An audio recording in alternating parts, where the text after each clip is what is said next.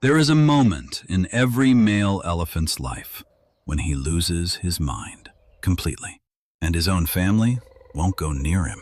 But to understand that moment, you have to understand everything that came before it. You remember every face, the one who showed you kindness 10 years ago. You remember the one who hurt you. You remember that too. You hold grudges, real ones, for decades. You've watched your family grow, watched them struggle, watched some of them not make it, and you felt every single one of those moments. You can recognize yourself in a mirror, something most creatures on this planet cannot do. You paint with intention, with color, with something that looks disturbingly close to choice.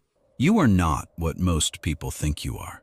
You are the elephant, and you are far closer to the person watching this screen than either of you ever imagined.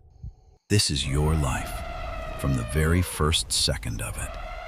The moment you arrive, the world around you erupts. Not one elephant, every elephant, trumpeting so loud it carries for miles, spinning, rumbling, crashing into each other. A chaos of joy so enormous, the ground shakes with it. You have been alive for 30 seconds, and you are already the most celebrated thing for miles in every direction. This is not instinct in the way we usually mean it. Researchers who have witnessed elephant birth celebrations describe them as the closest thing in the animal kingdom to what humans do when something they love finally arrives. The herd doesn't calm down quickly. They keep coming back to you, touching you with their trunks, rumbling low against your skin, making sure you are real, making sure you are here. You are not alone for a single second of your first hour of life, and you never will be. That wall of bodies around you, that sound that greeted you before you could even open your eyes, is the most important thing you will ever have. But the celebration doesn't teach you how to survive. That job belongs to one elephant, and she has been preparing for it longer than you have been alive. There is one elephant your eyes find before any other. Old, worn, massive. The oldest female in the herd. She is the reason you are alive. She knows where the water is when the dry season comes. She knows which paths are safe and which ones flood. She remembers a drought from 40 years ago, and she is the only reason your herd survived it. Researchers have found that herds led by older matriarchs survive droughts, predators, and crises at dramatically higher rates than herds led by younger ones. She is a living library, a database of survival built over 6 decades, and she carries all of it in the largest brain of any land animal on Earth. Her memory isn't a metaphor. It is the difference between life and death for every elephant walking beside her. You watch her, you follow her, you learn, because one day the herd will follow you. But wisdom isn't the only thing you inherited. The body you were born into is something else entirely.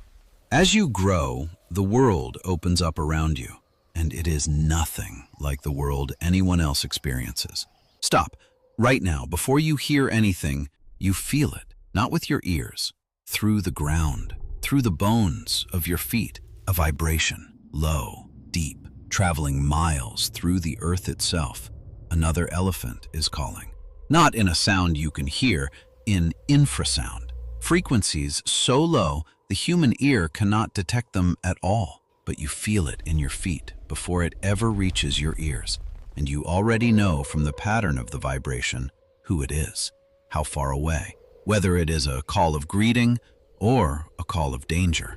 Your trunk alone contains more muscles than the entire human body, 40,000 individual muscles.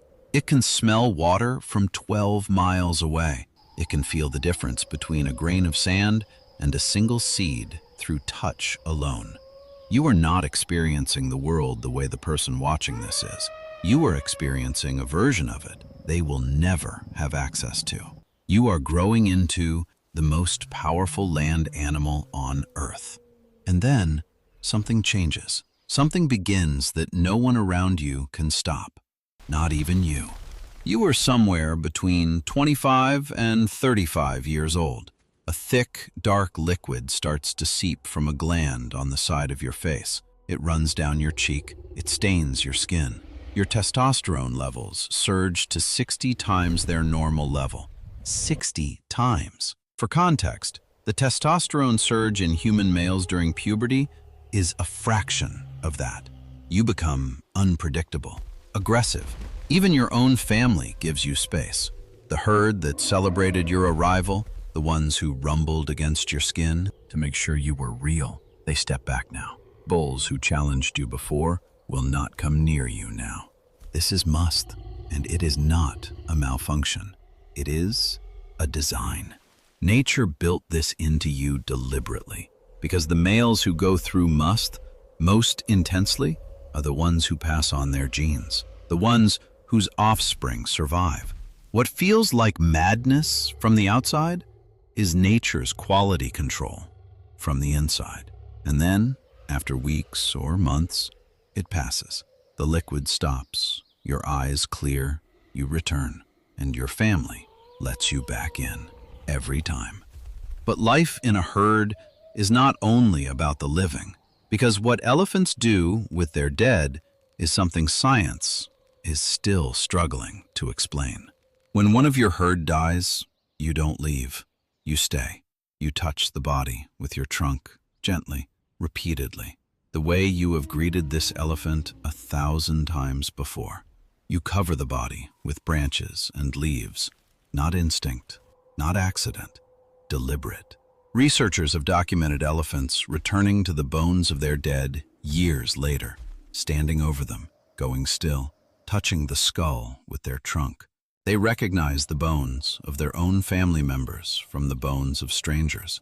What is happening in those moments? Science does not have a clean answer for, but you do not need a scientific framework to understand what it looks like. It looks like grief. It looks like remembering. It looks like love. The herd that erupted with joy when you arrived will stand just as still when one of you leaves. That is who you are. And if you think that is extraordinary, you have not heard everything yet. Here is what most people never fully grasp about you. You pass the mirror test. When researchers place a mirror in front of an elephant, you investigate it. You move in ways specifically designed to watch your own reflection respond. You understand, that is me. Only humans, great apes, dolphins, and elephants have demonstrated this consistently. You use tools. You have been documented using sticks to swat flies, dropping large rocks onto electric fences to break them, holding branches to scratch places your trunk can't reach. You cooperate to solve problems that require two elephants to work together simultaneously, something researchers originally believed only humans and a handful of primates could manage. And then there is Suda, a female elephant living in Thailand, who picked up a brush and painted. Not trained to copy a shape, not rewarded for random marks. Suda painted with intention, choosing where the brush went, returning to areas to add detail, creating something that looked unmistakably deliberate. Researchers who study animal cognition watched the footage and went quiet. 40 years ago, most of this would have been called impossible, anthropomorphism, projection. Now, it is peer-reviewed science. And yet, this animal, this specific animal, is vanishing. The herd moves at dusk, slowly, together. The matriarch leads. The youngest stay in the center, surrounded on all sides by the bodies of the ones who love them. You feel the ground beneath your feet, the way no human ever will. You carry memories that span decades, and recognize faces that haven't changed since you were young. You have been celebrated from your very first breath. You have learned from the wisest among you. You have felt the world through the bones of your feet. You have lost your mind and been welcomed back. You have stood over the ones you lost and refused to forget them. You have picked up a brush and made something that made scientists go quiet. This is not a simple animal. This is not a large gray thing in a zoo. This is the most emotionally complex, socially sophisticated, cognitively powerful land animal this planet has ever produced. And it is disappearing. 96 elephants are killed every day for their tusks, for the ivory inside them. Poached out of existence at a rate that researchers say could make wild elephants extinct within our lifetime.